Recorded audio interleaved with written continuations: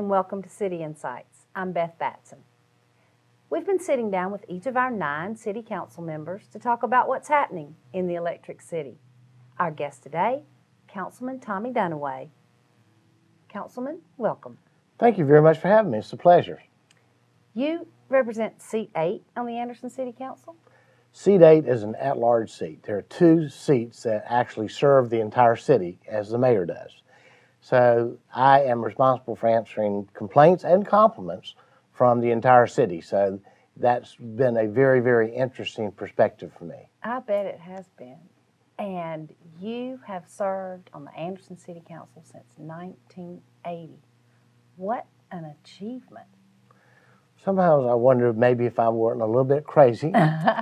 But, you know, the most exhilarating thing about the fact that I've served 31 years is the awesome feeling of appreciation that I have for the citizens that have continued to elect me to this post.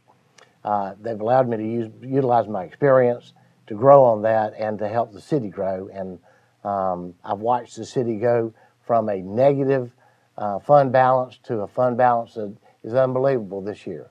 So we have enjoyed some real important fiscal growth. That's great. And let me go back just a second and ask you, what led you to public service to begin with?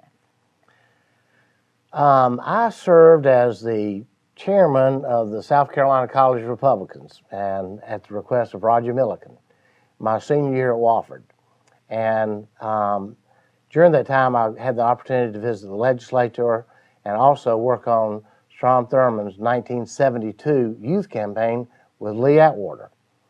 And as a result of that, I became enthralled and interested in the fact that of what political office could do as far as molding and shaping your community. So when I graduated from law school and came back here and started practicing law, I knew that my passion was going to be to work inside my community for change. Wow. And so over these 30 years, what do you feel like is one of the most significant changes you've seen in Anderson? I think one of the most significant things that has changed is the organization for the city. Downtown has been a remarkable change because, it's, you know, as a little boy, my father and I went to Jack's Hot Shop or to the Shining Tower and had breakfast on Saturday mornings, and then went to the Sullivan Hardware because that's where everybody met to talk. And when I came back to Anderson and realized that had changed so much, I started working on some revitalization.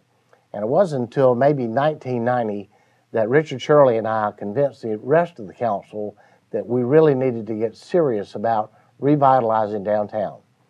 And we just, in the meantime, one of my most favorite things I guess I've accomplished was I drafted the Board of Architectural Review guidelines and set the Board of Architectural Review up and actually adopted design guidelines. And I think that has been one of the big movers and shapers, S-H-A-P-E-R-S, of our community. It's allowed us to have growth, but it's been orderly and with lots of thought and taste. Well, tell us what the Board of Architectural Review does.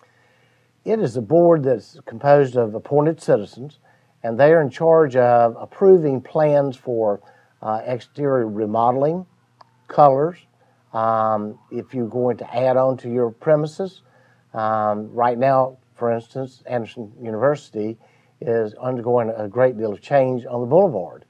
And they're adding some dorms, and they're interested in how those will look.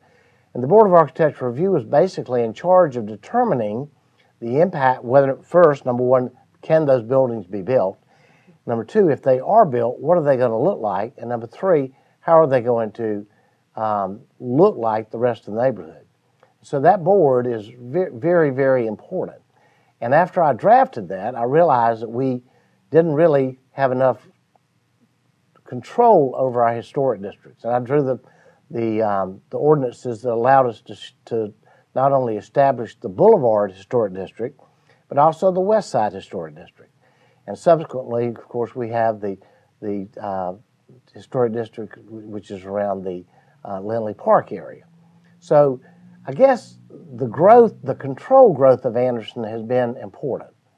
So much so that I remember being in the middle of downtown revitalization and being frustrated with how to finance that. And we reached out and did a lot of research and found that we could establish a TIF, which is a tax increment financing district, as a means of growing the downtown without taxing the citizens.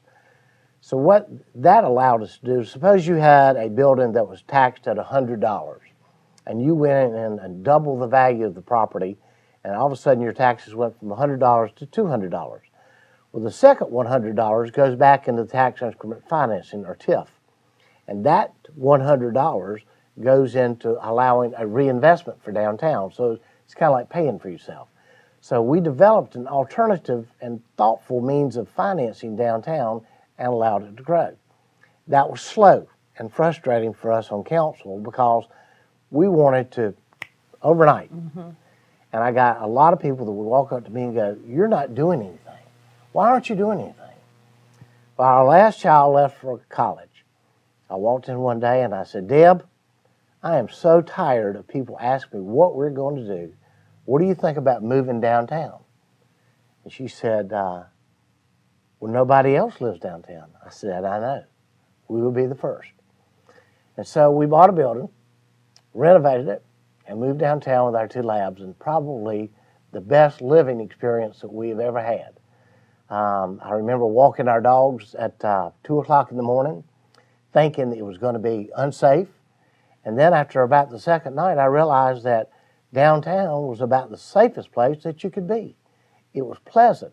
We had that kind of sparked a lot of interest, in especially the Chicola and the Calhoun, in downtown living.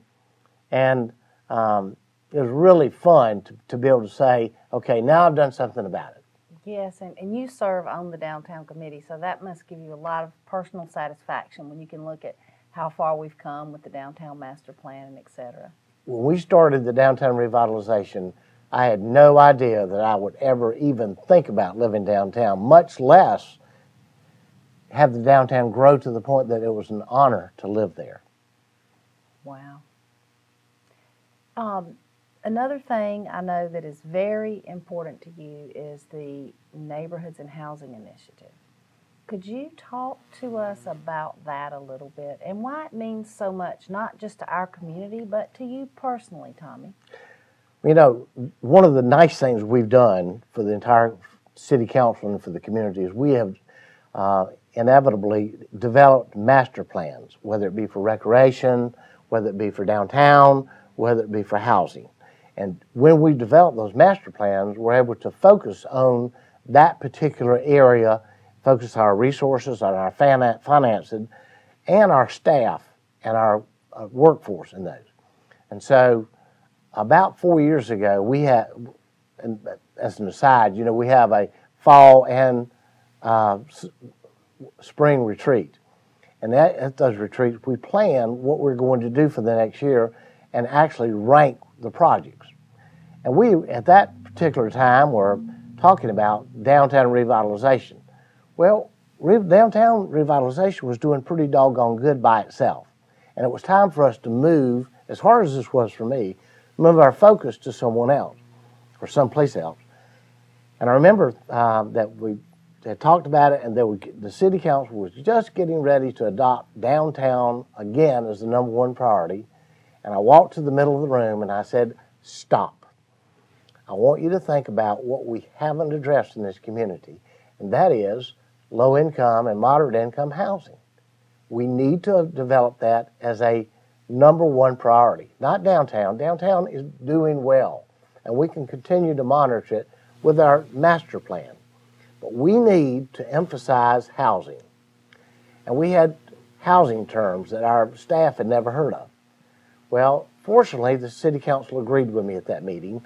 We adopted housing as our #1 priority, and we have, I think, as of this moment, we have had 6 brand new houses by Homes of Hope from Greenville. They have announced 10 more, and they promised 100 new houses in those communities that need them in the next 10 years. A phenomenal achievement, and one that I'm happy that it has taken a partnership, not only with the community, but with the city and outside nonprofit groups that are coming into the city and building those houses. These are properties that the city has taken back from non-payment of taxes or whatever, and the city's actually donating the property to the builder in return for the builder building a home that we get to approve. So the Board of Architectural Review comes back again, okay? The Neighborhood Historic District guidelines come back again, and we get to plan that. And so all of this has evolved in 31 years, as far as I'm concerned, into a well-planned community. And housing is just real dear to my heart, but we're getting ready to break ground for the Murray Avenue Franklin project, which is a series of townhouses and also not only rental but ownership units, and it's going to make a huge impact on the south side of our town. It's important, and it's one of those sort of deep down in the community kind of important projects that could well be the greatest legacy of this council. It could well be, and it was slow to start because it was a complicated animal to figure out. How do you put someone in a home that you make sure they have ownership in, that they qualify for mortgages in, and so it took our staff time to educate people on what to do in order to qualify for these homes. So we're finding that we're moving families in, that they're teaching their children what an interest rate is, what it means to make your own mortgage payment, why you have to have a job to make payments, and it's going to have huge repercussions in our socioeconomic standards in this community. Yes, and we appreciate all the hard work and diligence on your part to help be one of the leaders in that effort. Well, I'm not sure it wasn't just me. It has been a fun partnership, not only with my fellow council members, but my staff and all the workers in the city. If you talk to the average worker, he'll tell you he's proud to work for the city, and that they are real good emissaries for us in the community. Yes, and another thing that you are fortunate to do as one of the primary roles of a municipality is the protection of our citizens, and you serve on the Public Safety Committee. That must be also particularly gratifying to you. It has. That's been really interesting, and you know, when I first started this, almost probably about 25 years ago, I didn't really understand how the police department worked. Even though I'm a lawyer, I didn't really understand what they did. And so I rode in cars at night, and I was involved in arrests at night, and I saw the dangers as well as the tremendous service that the police officers and the fire department did and the emergency services people did for our community. And it just amplified to me the need for the best possible safety equipment, the state-of-the-art safety equipment that they could have, the best radios, the best Kevlar vests, the best air packs for our firemen, the best ladder trucks, and we have done that. We have furnished, we have upgraded our fire rating system where your insurance actually is the lowest possible it could be for fire insurance because of our upgrades. And the fire station number 3 at the hospital kind of amplified that and moved us to another better level. But we have outstanding personnel.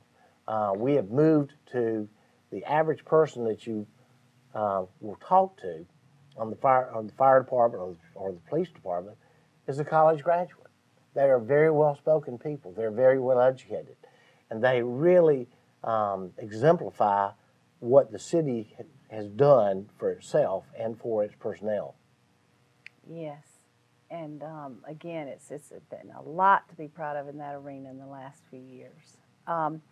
You've talked to us some about the past and things that have made you proud. Tell us what you're excited about going forward when you kind of step back and look at the city as a whole. What I'm excited about is that we are now looking at professional people to help us develop the downtown area into some corporate headquarters. We're actually, right now, there are 3 new restaurants and bars coming to Anderson.